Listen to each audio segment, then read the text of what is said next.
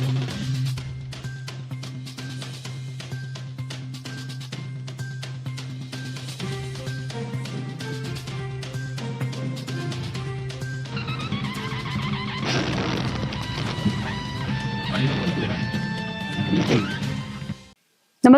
आपण पाहता हिरकणी न्यूज.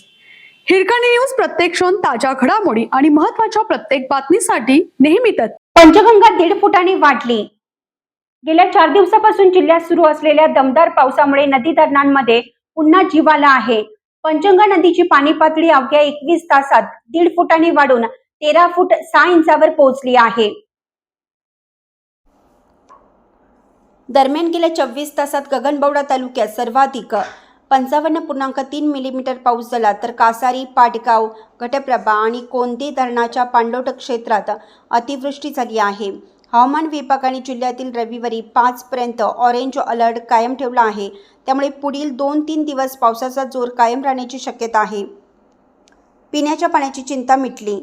कोल्हापूर शहर परिसरासह धरण क्षेत्रात कोसळत असलेल्या पावसाच्या पाण्यामुळे नदीतील पाणी पातळी वाढत चालली आहे. त्यामुळे कोल्हापूरकरांची पिण्याच्या पाण्याची चिंता मिटली आहे.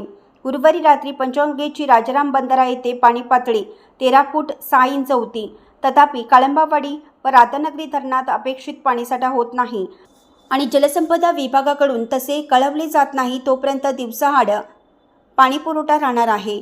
काळंबावाडी धरणात पाणी नसल्याने थेट पाईपलाईन योजना बंद पडली. सध्या 1 दिवसाआड पाणी पुरवठा सुरू आहे.